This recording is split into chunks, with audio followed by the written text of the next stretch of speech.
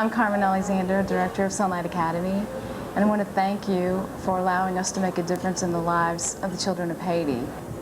I first came to Port-de-Paix on a mission trip with my brother Scott, and the next year my dad came with us, the next year my mom came with us, and eventually my parents moved here in 1983. Sonlight Academy started with 6 students in my parents' living room, and for every year we add a grade. So we now have over 300 students. Particularly being an English immersion school, the parents know that their child's education provides economic opportunities that they wouldn't otherwise have.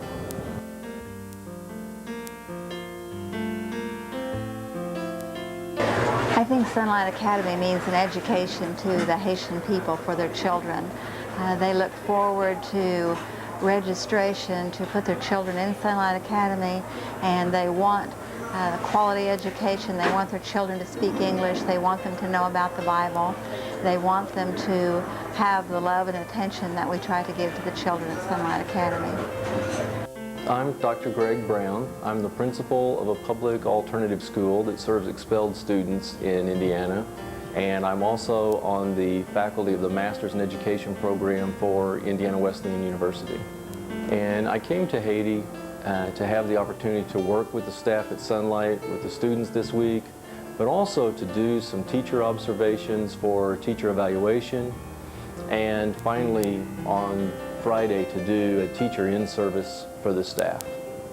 The thing that surprised me most was to come to an English school in a Creole-speaking country and find the students doing work at a level beyond what many students in the United States are doing. I watched 8th grade students in language arts class working with grammar and structure of sentences at a level that many faculty members wish they could do in the United States, and then saw even 2nd graders working with verbs and direct objects and a level of curriculum which was just fantastic. The other part that really encouraged me here was being able to see the blend of faith with academics. And as I visited with the students that I got to work with, I asked them what they would want people in the United States to know about Haiti. And I wondered if they would speak about some of the things that catch the attention of people from the States that we see as negatives here in terms of the structure of the country or the things that we see as needs. And what the students told me they wanted people back in the States to hear was all of the good things about the country. They wanted me to tell people about their beautiful mountains, about their beautiful ocean, about their beautiful trees. They wanted people to know what a wonderful place Haiti is. But then one of the students said, but you should also tell them that we have too many monsters here. And I asked him what he meant by that, and they began to tell me about voodoo. And what they were telling me was that they wanted people to know that they have a beautiful island that doesn't have enough Jesus yet.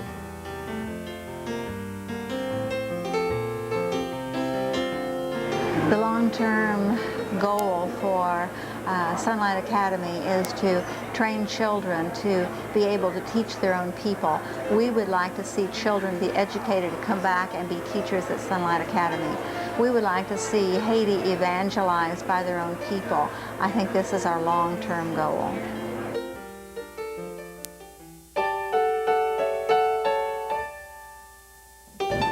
When I originally started teaching 6 little students in my parents' living room, there was one little girl who didn't come to school because she couldn't.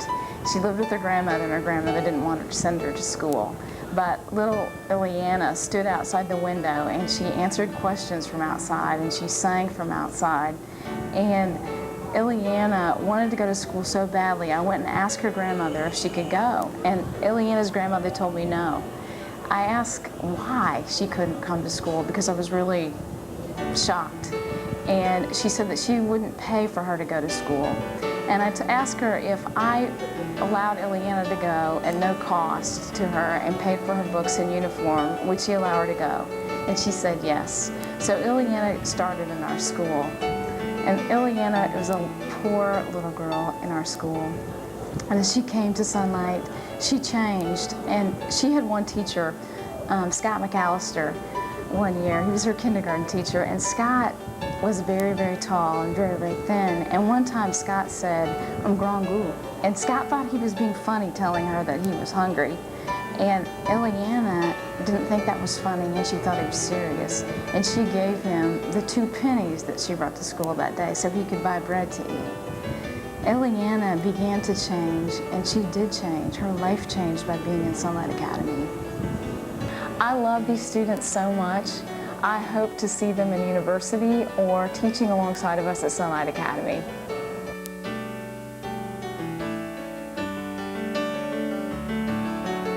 I've known about Sonlight for a long time.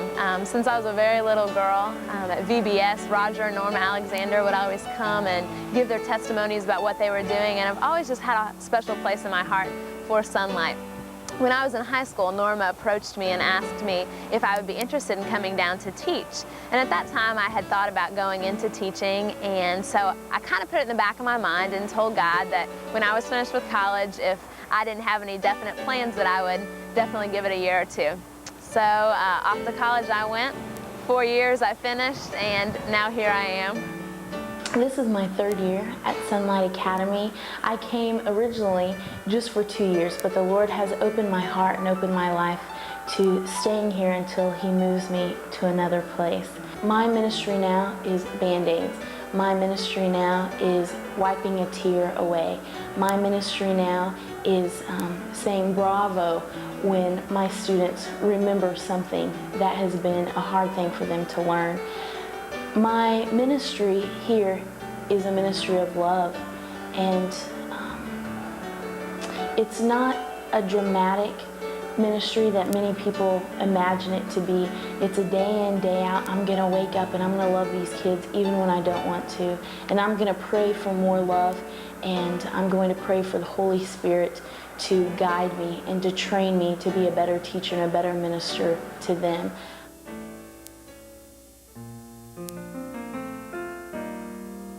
I'm Amber Alexander, and I serve Sonlight Ministries as a translator. I've been here for 3 years. I moved here after I graduated from college. And it was in college that I went on an internship to West Africa with a Bible translating organization, and at that time really realized the need in the church around the world for resources for pastors to use. And after graduating, I moved back here to Sonlight and began working in translating Bible study materials, Sunday school curriculum, and other resources for pastoral use. And we hope that our materials that are translated here can be used throughout Haiti in churches everywhere. Another aspect of our ministry is our adult English program. We involve 120 Haitian adults from the community who want to learn English, and it also gives us an opportunity to introduce them to our church, our Bible study, and Jesus.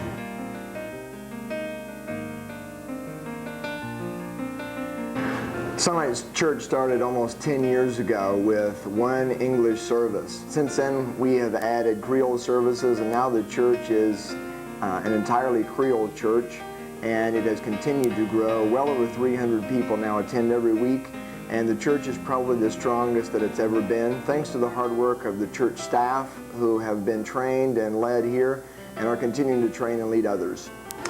One of the challenges in working in an international church when you have a cross-cultural ministry is being able to hand the ministry over to other people.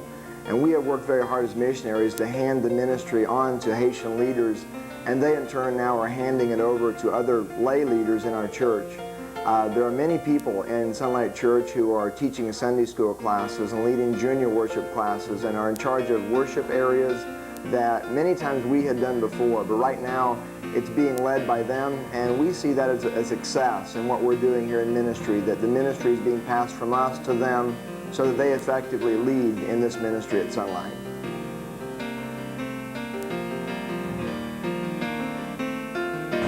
Another area where you can be involved is sponsorship. For only $30 a month, you can sponsor a Sonlight student.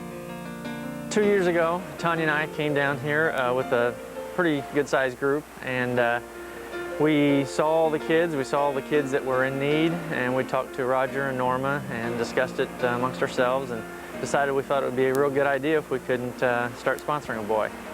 And we met John, and I think April took us in, and we got a chance to meet him and just talked with him a little bit, and anyway, we decided to go ahead and sponsor him. As president of Sonlight Ministries, we want to thank you all for being able to work here, and without you it wouldn't be possible.